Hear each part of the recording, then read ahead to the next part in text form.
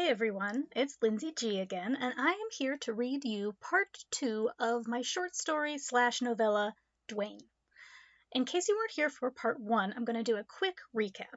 So, Dwayne is about a woman who wakes up one morning and finds a 8-foot tall, 3 to 4 foot wide monolith sitting in her living room. There is no indication of how it got in there. There's no hole in the ceiling or in the wall. Nothing has been disrupted. She knows it can't fit through the door. She doesn't know how it got there or why. Immediately, she sets about trying to have it removed, but when she calls the insurance company to see if they can help, they tell her that they're not sure because this doesn't fit under any of their existing policies. Therefore, she has to wait until they can do a thorough investigation. She has to get the rock measured and weighed, which is really an estimate because how can you weigh a gigantic monolith inside a home?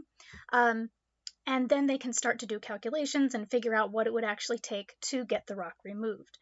In the meantime, she's basically forced to live with a new roommate who doesn't talk, doesn't move, doesn't do anything. It's pretty weird. She's pretty freaked out, but over time, she starts getting used to the presence of this rock, who she names Dwayne, the Rock. After a while, she gets confident enough about the situation to leave the house for a little while. She goes out, she tells some friends about what happened, and they are all very intrigued. So, of course, they want to see the rock.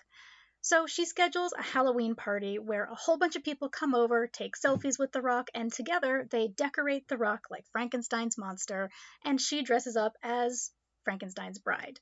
So, where we left her last time, our protagonist was starting to feel a little bit better about the situation of having Dwayne in her house with her, and she was starting to meet some new people too.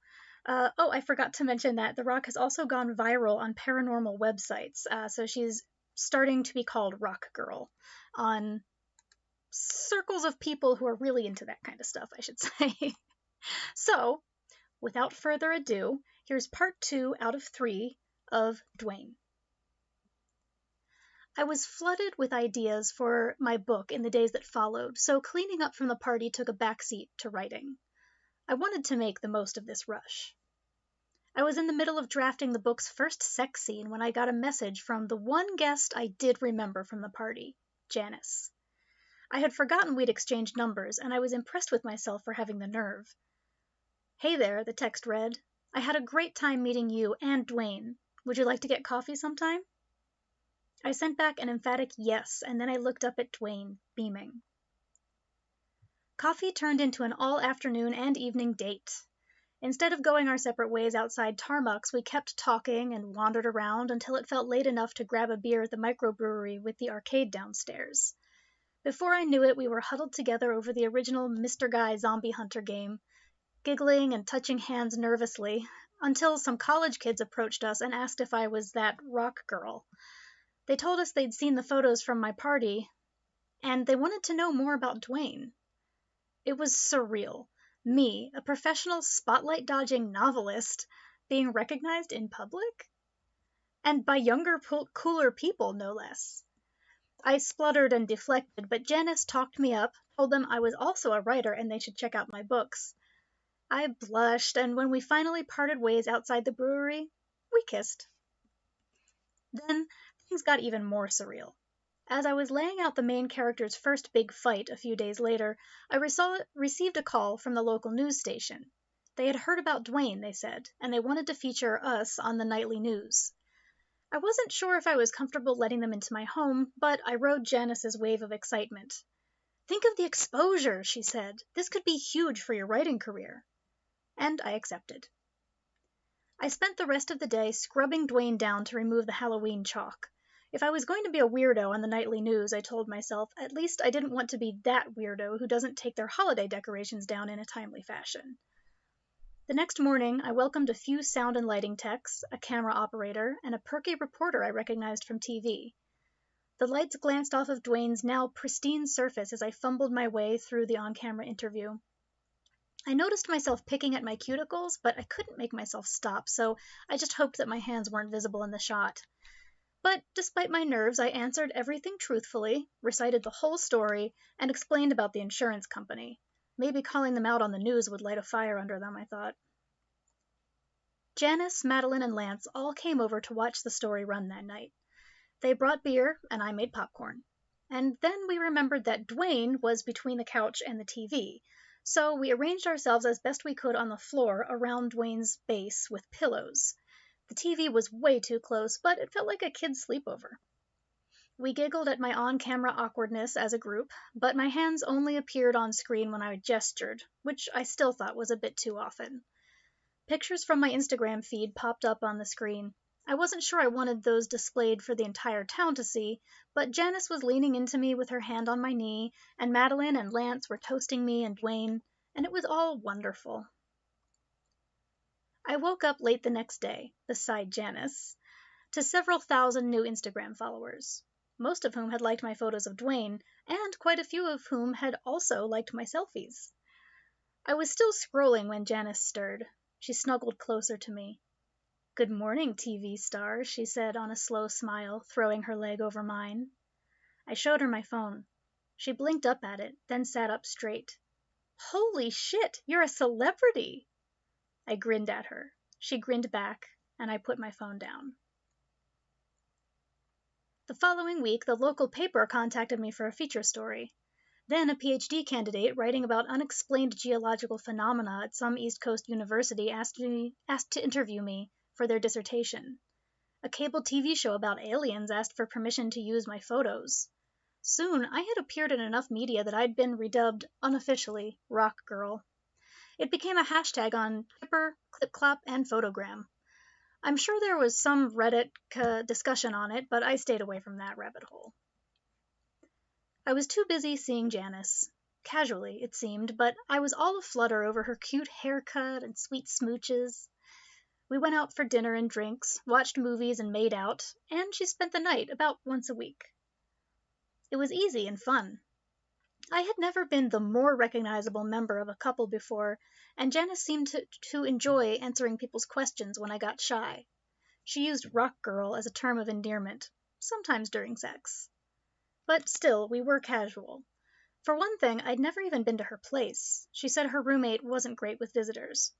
And for another thing, I'd never been a date-around type of person, but suddenly I had interested parties coming at me from all sides. Of course, most of the people asking me out were only interested because of Dwayne and my internet fame.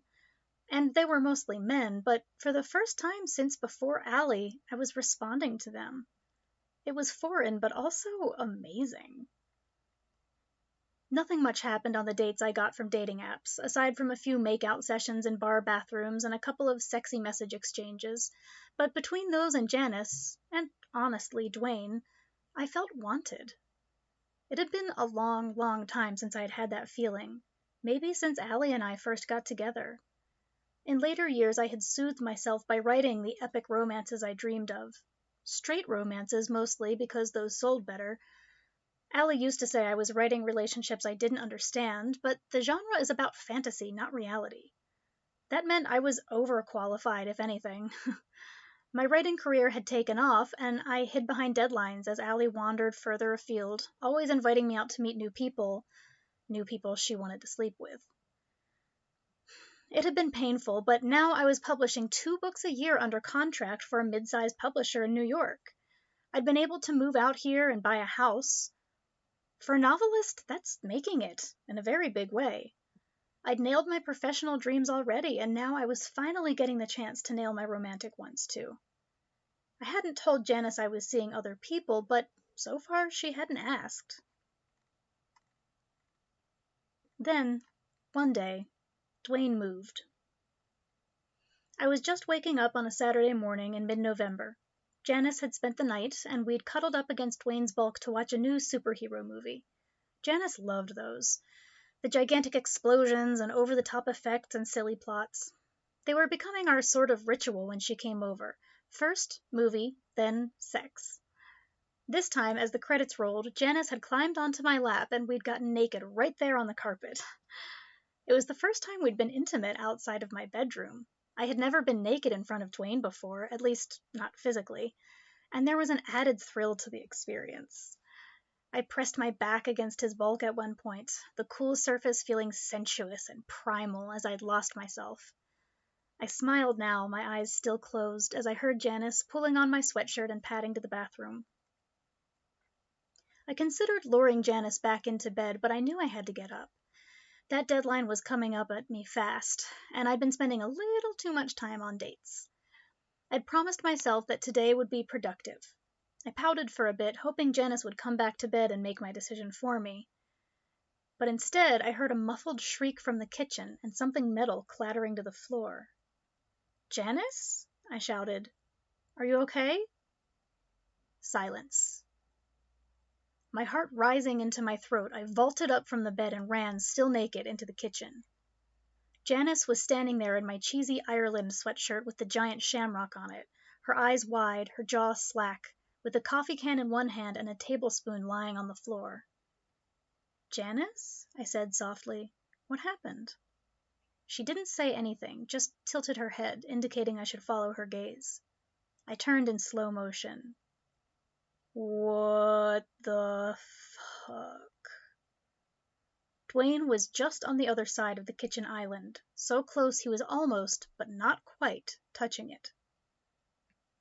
We stood frozen for an indeterminate time, staring. As if the boulder might do something, explain itself. But no, he was just there, where he had definitely not been the night before. Just like he'd suddenly been in my living room a month and a half ago. I covered my breast self-consciously with my arms, shivering, then peeled my eyes from the granite to peek into the living room. Again, no signs of his movement, nothing out of place. Even the clothes we had left scattered on the floor were where we'd left them. Just Dwayne, in the kitchen, for all the world as silent and still as ever, but now, suddenly, frightening. I reached for Janice's hand. "Come here," I whispered, pulling her back into the bedroom, where I shut the door. We huddled together on the edge of the bed. "We need to get the fuck out of here," she whispered. I looked at her, uncomprehending. "That thing is moving," she continued. "It could just move on top of us." I shook my head, feeling afraid but also indignant. "I don't think so," I said. "He's never hurt me before." She stared at me for a long moment. "It." "What?" "It is a rock. Not a he, not a person," she said. "Right," I nodded, but then, "Well, it can move." She dropped her hands to her lap and shook her head, then looked back up at me, fear shining in her eyes. "How?" I shrugged. Eventually, Janice went home.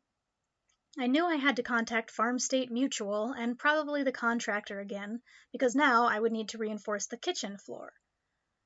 Instead, I sat on the bed where Janice had left me and listened to the silence from the kitchen. It took nearly an hour, but I finally screwed up my courage to slip into the bathroom, averting my eyes from the granite wall in the kitchen. I told myself it was silly to think I could feel him watching me, but nevertheless I locked the door behind me before showering. His presence sat heavy in the back of my mind, demanding something of me, I just didn't know what. So I tried not to look at him while I got my things together. Then I walked to the coffee shop and ordered a Fappalappuccino instead of my habitual Earl Grey. I resolved to call the contractor first, the insurance company second, and my dad third. But instead, I found myself booting up my laptop and opening up the current draft of my manuscript. Soon, I was ordering myself a bear claw and starting writing. I'd wanted it to be a productive day, after all, and it was Saturday. I doubted I would get anybody on the phone till Monday. Plus, if I did get the contractor out to my place on the weekend, I'd probably have to pay him double again. Janice said that she was visiting some extended family for Thanksgiving, while I stayed home to work on the manuscript. She had been hard to get in touch with since the day that Dwayne moved, and I'd kept myself occupied with writing and editing, making all the requisite phone calls, and getting the floor reinforced again. The day before the holiday, I was curled up on my couch, trying to ignore the hammering and sawing and power tool noises coming from below the kitchen. I looked back at my open document. There was something wrong with the getting-to-know-you phase of the male character's arc, but I couldn't place it. I glared up at Dwayne. This was all his fault. The noise, the crappy novel, the gnawing in my gut that I hadn't been able to shake since his move. At least I had the living room to myself again. My tea-making had become a little fraught, with his eyes always on me, but I had taken to ordering most of my meals to minimize my time in the kitchen. It had become clear in the 6 weeks I'd been living with a boulder that the insurance company thought I was trying to trick them. And I guess I couldn't blame them. Excuse me. And I guess I couldn't blame them. Mystery rocks were not a common phenomenon. I sighed. There had been no interviews or hashtags since Dwayne's unexpected journey. I hadn't had a date for a while. I hadn't even made it to trivia night last time around. I was just tired. Lynn had suggested I take more pictures of Dwayne and send them to the places that had run the story originally, looking for help. Mystery monolith suddenly moves, with no help from human hands. I thought it felt forced. And honestly, the first time around hadn't provided any answers. It had just inflated my head and set me way behind on my deadline. I curled my feet under me and reached for my tepid tea. I glanced into the kitchen, toward the microwave, but Dwayne's bulk blocked my view. I called Janice when she got back into town. Want to come over and watch a movie? I asked, trying not to look over my shoulder at Dwayne in the other room. I knew he was listening. She said. The good thing about the rock being in the kitchen, I added, is that we have the living room to ourselves now. We can actually sit on the couch while we watch the TV. There was a pause. I don't know. I'm pretty tired from my trip, and I've got so much work to catch up on, you know? Her tone was telling me something else, but I pressed on. Okay, maybe later this week. What night is good for you? A longer pause. She said again. I bit my lower lip. Is this about Dwayne? She sighed into the receiver. It's just so weird, you know? My lip curled into a bitter grin. Trust me, I know. Did you figure out how it moved yet? No. I blew air into the phone. Nobody knows. That's the whole thing. I could see her sticking her tongue out just a little, like she did when she wanted to say something but couldn't find the right words. Shit, I realized. I am falling for her. Look, I'm just not comfortable being in your place with that thing in there, she finally managed after a pregnant pause. It really scared me the other day. Something inside me clenched up like a fist. Yeah, I breathed. I get it. I did, but I also remembered her excitement about Dwayne when she'd first met him at the party, and her enthusiasm when people approached us in public. How she liked to call me Rock Girl. There was another silence. I told myself not to get petulant. This was a weird situation, and I had to be willing to give Janice time to process it. It wasn't her fault I'd been doing nothing but processing it the whole time she'd been away. Well, I plowed ahead, keeping my voice sunny. How about we meet up for a beer later this week? I would love to see you, away from the rock. The back of my mind was screaming that she should invite me to her house instead. I'll text you, she said, then hung up. I stared at my phone for a minute. Dwayne was silent behind me. I turned toward him, but he only showed me his gray face, as always. I spent the night not writing. I also avoided calling Janice again. I ordered Chinese, hardly ate anything, turned on a favorite TV show, and scrolled. Social media, dating apps, articles about Dwayne, looking for new comments. I got into the whiskey, and before long I had one of the bar stools pulled up to the island opposite Dwayne. My elbows were propped on the counter, my chin cupped in my hands. Words were bubbling up in me, but I held them in for as long as I could. Finally, Dwayne. What the hell, man? Silence, of course. Why did you move? I sipped my whiskey, trying to feel out the energetic connection that had made my yoga practice so gratifying lately. Could I sense a response from him? You scared away my girlfriend, I said. We had never used that word, but I liked it. Why? I demanded, but it came out like a whine. Still, he said nothing. I wish you would answer me, I pouted. Sipped again, tilted my head. If you did, I wonder what your voice would be like. I imagined it rumbly and deep, of course, but then giggled at the thought that Dwayne might have a squeaky, high-pitched voice like an unoiled hinge. Was that a wiggle of agitation from him, or just the whiskey? A few more days went by with no word from Janice. I sent her memes and clip-clops occasionally, and she sent back laugh responses, but she wasn't talking. I grumped around the house and tried to focus on the novel. The male character had become more brooding in response to the heroine's mistrust of him, and she played right into it by feigning disinterest. I was sure that my relationship with Janice was leading my work, but I wasn't sure if I minded. Fuck it, I told Dwayne one night. I write what I know. I thought I felt Dwayne's bulk emanating support. I had taken to leaning against him during writing breaks, stretching my tight muscles and imagining my tension flowing into him. He didn't seem to mind, and I'd go back to work clear-headed. We were turning into work buddies, and now, with our nightly whiskey chats, even happy hour buddies. I sipped my drink, trying not to check my phone for missed messages from Janice. I knew there weren't any. But then my dating app pinged. I'd matched with some guy whose profile photo was him in a canoe with his dog, just like every other guy in this town. I sighed. Well, the dog was cute, and so was... I scrolled back up. Matt. I looked up at Dwayne, who stared back impassively. Then I typed out a message. I came home very late. Matt and I had hit it off surprisingly well. For an outdoorsy type who loved microbrews and baseball, he had a surprisingly snarky sense of humor, and it turned out that we had plenty to talk about. Mostly Dwayne. He had seen the photos and the news stories. It had been a minute since anyone had approached me as rock girl, and I realized I wasn't yet over the ego boost. Eventually the talking had turned to smooching, and then we'd been at a dance party. I didn't even know what had we'd been at a dance party I didn't even know happened every Wednesday night at a dive bar downtown. I'd been a little old for the crowd, but it felt great to let loose. Then we had gone to Matt's place, where I got to meet the cute dog and Matt's bed. As I keyed my way into the house, I called out, "Guess who got lucky, Dwayne?" I sailed into the kitchen where Dwayne stood listening as I recapped my conquest for his benefit. I skipped over the juicy parts, though, feeling a little awkward.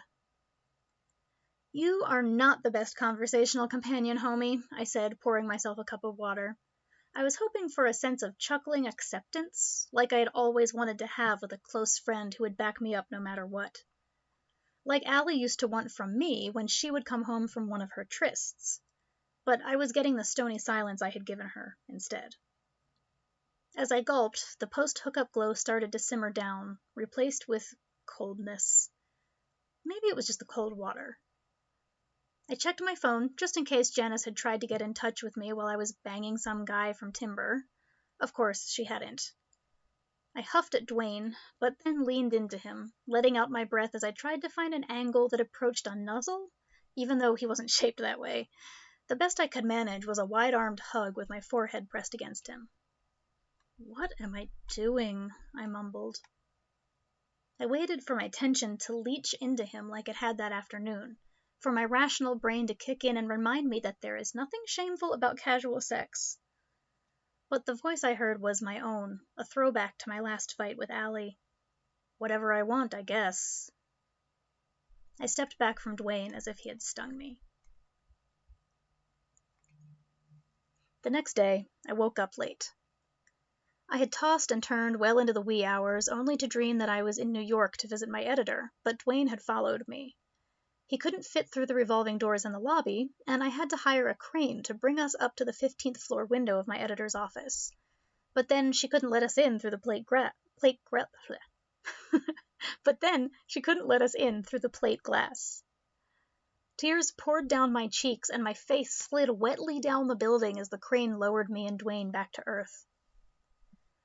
I blearily checked my phone. No messages from Janice, but there was one from Matt, which made my cheeks flame and my stomach lurch. Then I rolled over. And there was Dwayne, at the side of my bed. My breath stopped as I felt my eyes widen and my mouth open in silent shock. I scrambled back into the wall and pulled my knees to my chest. How long had he been there? I swallowed and glanced at the doorway. Though he towered a foot higher than its upper extremity, there was no damage to the frame or to the floor beneath or behind him. His heavy presence was locked onto me. I tried to swallow against a dry throat. It, I announced. You are an it. You are not watching me. You are not thinking about me. Silence. I nodded, squared my shoulders, and got out of bed, making it a point to look away from him. From it. But I didn't see the garments that I yanked out of the drawers. Inside, I was screaming at myself that if he moved, again, without making a sound, he could do it whenever he wanted. That meant that I could find him right behind me when I turned around, or I shuddered at the mental image of his bulk appearing on top of me, just shattered bones and a puddle of red. I was shaking as I clambered across the bed toward the door, clothing under my left arm and phone clutched in my hand where my fingers spasmodically clenched out of the rock's sight. When I reached him, I turned sideways, trying to slip around the granite edifice without touching it, but Dwayne had placed itself, too close to the door to allow any other option. I turned my back to the monolith and sucked in my stomach, cringing as the coolness of the granite pressed into my shoulder blades and buttocks, brushing my hair. My breast smushed into my chest, flattened by the door frame. I held my breath. Then I was through. Gasping and sweating, I locked myself in the bathroom and looked around to ascertain that Dwayne could not possibly fit into the tiny space without destroying at least one wall. So far, he had not done that, so I prayed that he wouldn't, and I turned on the shower and began to sob quietly beneath the noise. I don't know how long I stayed in the shower. I couldn't stop shaking. By the time I ran out of hot water, I had decided not to escape to Tarmuck's again. If I ran away from Dwayne, who knew where he would show up next, maybe in line behind me? I had to stand my ground. And anyway, I was too much of a mess to be in public. This town still felt so foreign. Back in the city, I could have a meltdown in the street and nobody would bat an eye, but here, I was rock girl. People knew me. But I knew no one well enough to call on them for support. If I left home now, I would hit the coffee shop, start crying, leave in embarrassment, and end up sitting alone on a park bench, terrified to go home and trying not to call Janice. But why would she want to fix this when she hadn't wanted to fix us? I sighed, wiped away tears, and opened the bathroom door. My eyes darted around the apartment in anticipation of Dwayne's next move, but he was still in the bedroom, standing quietly. I set about making myself tea and toast, whistling pretentiously and hoping the rock in the next room couldn't hear that I was shaking so hard I nearly dropped my mug on my way into the office. Then I flicked away another message from Matt, ignoring the twinge of elation that it gave me to ignore an overeager suitor, and I called Cole at Farm State Mutual. I was hoping he'd be able to push my case through faster since Dwayne's movements were now causing me undeniable emotional distress. It moved again? He asked. I could hear him taking notes on his computer. Yes, to my bedroom. More typing. Any damage to the house? I blew out of breath. No. Again, no. He paused. Then, you sound upset. I laughed bitterly. I woke up to a boulder watching me sleep, Cole. That must have been unsettling. He cleared his throat. I stopped myself from scream laughing at him and instead tried to keep the tremor out of my voice as I described the boulder's new location, how I had to press myself against it just to get out of the room.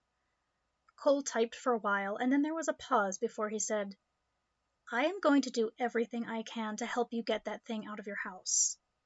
Another pause, this time without typing. When he continued, he spoke slowly. But I have to be honest. Even if I can convince corporate that you deserve a payout to remove that thing from your home, we are going to have to write a new policy for that. And that takes time. Time, I hissed, swallowing down the knot in my throat. Months, he replied. A sob escaped me. But I will fight to get you covered, he said quickly. I know it's been stressful. I fought the tears down, along with my choking resentment and the scream just on the other side of the next sob. But I didn't yell. I thanked Cole for his help. So, that's part 2 of Dwayne. So, we have taken a turn from weird and kind of funny situation to pretty freaking creepy. We have about 3 more chapters to go. So next time that I put up one of these videos, it will be the last installment of Dwayne. So part 3 of 3 is coming. If you would like to watch me read it live on stream, I am going to be streaming it on Tuesday, January 11th, 2022. So if you can be around, you can find me on Twitch at twitch.tv/LynseyLag. Or I will be dual streaming with my creative partner, JL Draco, who is going to be making illustrations from the story while I am reading. And you can find that through my Twitch channel as well. In the meantime, please feel free to like this video if you're enjoying the story, leave comments below, follow the YouTube channel. That's a thing that really helps me out.